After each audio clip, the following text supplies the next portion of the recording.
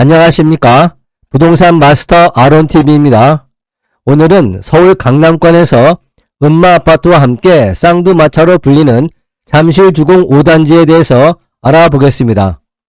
지난 5월 3일 잠실주공 5단지 재건축 조합원 상대로 의견 청취 설문조사에 나섰습니다.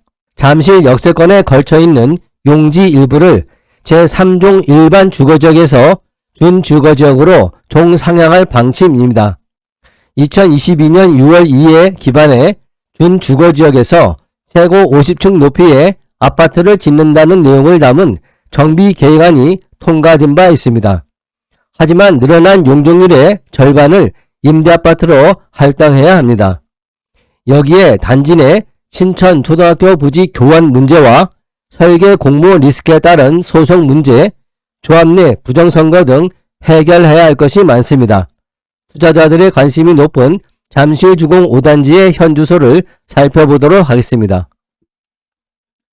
강남 대치동 음마아파트, 서초구 반포동 반포주공 1단지와 함께 서울 강남권 재건축 대장주로 꼽히는 송파구 잠실주공 5단지가 조합 운영의 문제로 인해 사업 진행을 못하는 상황이 지속되고 있습니다.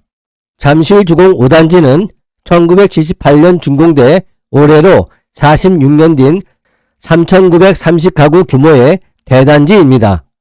대부분 동의 콘크리트 외벽엔 작은 실금이 가있고 복도 샤시는 수십 년 전에 설치한 옛날 제품입니다. 군데군데 실금을 메우기 위한 수리로 벽색이 조금씩 다르기도 합니다. 대다수의 주민들이 내부 인테리어를 한 것으로 알려져 있습니다. 잠실주공 5단지는 28년 전인 1996년부터 재건축 바람이 불기 시작했습니다.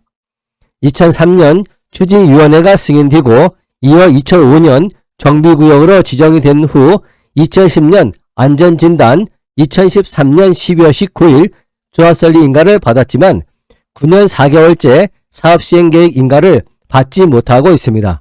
2014년 사업시행 인가를 앞두고 전 조합장이 뇌물 혐의로 구속되면서 사업에 차질을 빚었으나 2016년 1월 새 조합장이 선출되면서 다시 속도가 붙고 있습니다.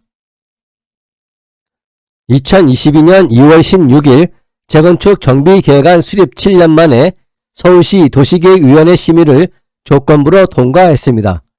현재 3,930가구를 최고 50층 총 6,815가구로 탈바꿈할 계획입니다. 통상 전기업계에서 용적률이 180% 미만인 곳에 사업성을 높게 평가하는데 이 단지의 용적률은 138%입니다. 지하철 2호선 잠실역이 걸어서 5분 거리로 쇼핑몰, 백화점, 석촌호수 등이 주변에 위치해 있습니다. 시공사는 삼성물산 건설부문, GS건설, HDC 현대산업개발로 정해져 재건축 시 브랜드 파워가 탄탄할 것으로 부동산 업계는 보고 있습니다.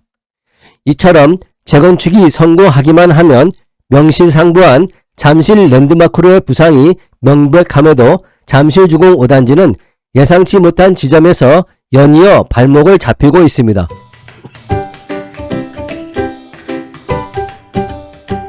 (2022년 8월) 광동 송파 교육지원청은 잠실주공 5단지 재건축 조합에 단지 내 약 14,400제곱미터 규모의 신천초 부지 교환이 불가능하다는 내용의 공문을 보냈습니다. 조합은 당초 신천초 건물을 철거하는 대신 단지 내 초등학교 2곳과 중학교 1곳을 새로 지어 기부 체납하기로 서울시와 합의했고 이를 담은 정비계획은 심의를 통과했습니다. 신축한 학교 부지와 건물을 교육청에 양도함으로써 부지를 맞교환하기로 한 것입니다. 정비사업을 진행하는 토지에 지방교육청 소유의 학교가 자리 잡은 경우 이 같은 방식을 채택하는 것이 일반적입니다. 문제는 신천초 부지가 교육부 소유의 국유지라는 것입니다. 1959년 설립된 신천초의 건물 소유권은 1991년 지방자치단체가 시행되며 지방교육청의 몫이 됐지만 부지는 교육부 소유 국유지로 남아 있습니다. 현행 국유재산법 시행령 제57조 제3항 6호에 따르면 교환 상대방의 건물을 신축하게 하고 해당 건물을 교환으로 취득하려고 할 때는 일반 사유재산과 국유재산을 교환할 수 없다고 되어 있습니다. 기획재정부는 이를 이유로 조합 측에 학교 부지 교환과 신축이 불가하다는 회신을 보냈습니다. 두 번째는 2023년 2월 1일 설계안을 둘러싼 소송전이 벌어지면서 또 한 번 곤욕을 치렀습니다. 해당 단지는 2018년 4월 23일 국제 설계 공모를 거쳐 채택된 설계안을 승인받았습니다. 공모에서 1위를 차지한 당선작은 조성용 도시건축 컨소시엄이 제시한 잠실 대첩이었습니다. 공모 이후 물 흐르듯 진행될 것으로 예상한 재건축은 지연된 인허가와 조합원들의 설계 반대라는 암초를 만나게 됩니다. 앞선 신선초 이전 문제가 2018년부터 시작되어 서울시 도시계획위원회는 당선작 선정 이후에도 교육환경영향평가 진행을 이유로 심의를 빠르게 진행하지 못했습니다. 설상가상으로 다수의 조합원은 당선작이 닭장 아파트 같다는 이유로 2위 당선작에 힘을 실어 조합원 간 대립이 일어나기도 했습니다. 조합은 서울시 심의가 통과되지 않았다며 조성용 도시건축 컨소시엄과 계약을 체결하지 않은 채 3년을 보냈습니다. 이에 컨소시엄은 당선자 지위를 확인해 달라며 법원에 소송을 제기했습니다. 당시 서울시의 설계안 지침에는 공모 1등 당선자가 우선 협상권을 포기하거나 우선 협상이 결렬되면 발주처는 차순위에게 협상권을 부여할 수 있다는 내용이 있었습니다. 조합 측은 컨소시엄의 소재계를 협의 불발로 해석하여 2위 업체 운생동 건축사 사무소와 2022년 5월 계약을 맺게 됩니다. 이에 컨소시엄은 조합을 상대로 제기한 손해배상 소송을 냈고 서울중앙지방법원은 2023년 2월 1일 원고 일부 승소 판결을 내리게 됩니다. 서울고등법원 또한 우선협상 대상자 지위 인정 가처분 항고심에서 인용 결정을 했습니다.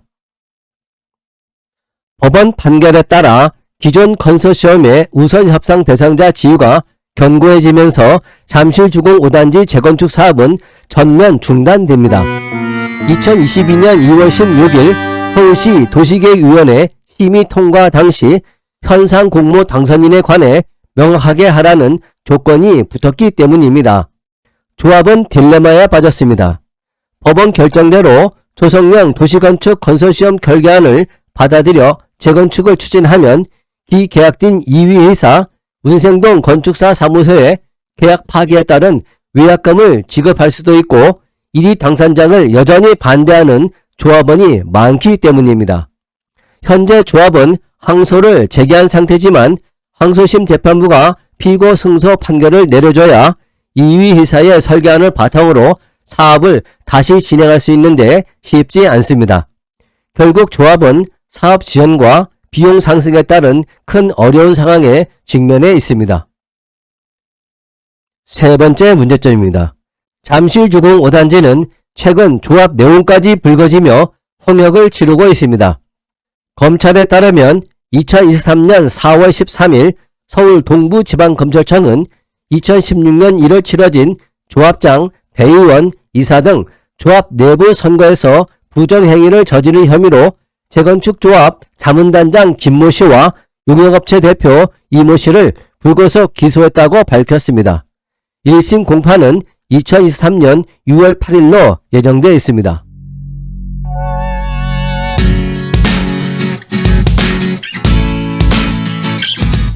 김 씨와 이 씨는 사전에 당선시킬 대의원과 이서를 지정한 다음 투표용지 전달을 위해 조합 사무실에 방문한 일부 조합원의 투표용지와 우편으로 도착한 투표용지를 이미 규표가 완료된 투표용지로 바꿔치기 한 혐의를 받고 있습니다. 조작이 끝난 투표용지 봉투에 점을 치고 구분하기도 했습니다. 재건축 사업의 경우 도시 및 주거환경정비법 제43조 제4항에 따라 조합원 10분의 1 이상의 요구로 소집된 총회에서 조합원 과반수의 출석과 출석조합원 과반수의 동의를 받아 조합 임원을 해임할 수 있습니다. 검찰은 2023년 4월 현 조합장은 기소하지 않았습니다. 당시 선거에서 연입이 확정됐는데 부정선거에 공모했다는 증거를 확보하지 못했다는 것이 그 이유였습니다. 비대위는 부정선거 사실 자체가 명확하기 때문에 2016년 선거의 결과로 연임된 임원들은 자격 박탈 대상이라고 주장합니다.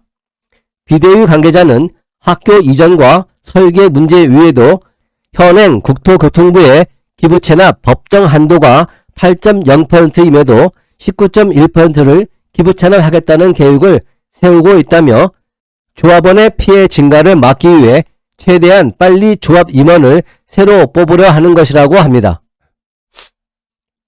잠실주공 5단지는 당초 2024년 착공을 목표로 했으나 지금으로선 재건축을 두고 엮인 문제가 한둘이 아니다 보니 사업이 언제 정상적으로 재개될지 전망이 불투명합니다.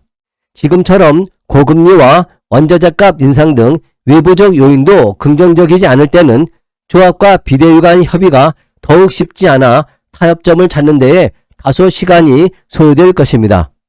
다만 사업성이 높아 일반 분양 시 분양가를 인근 단지보다 높게 설정하더라도 입지가 워낙 좋아 수요가 몰려들 것으로 전망되고 있습니다.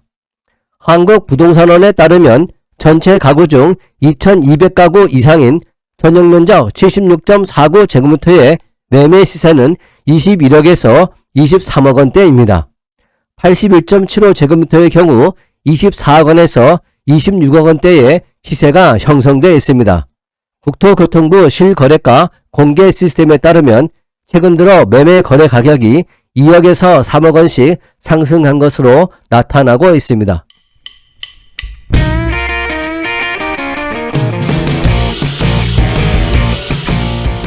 본 강좌가 유용했다면 구독과 좋아요 꾹 눌러주시고 궁금한 점은 댓글을 남겨주시기 바랍니다. 감사합니다.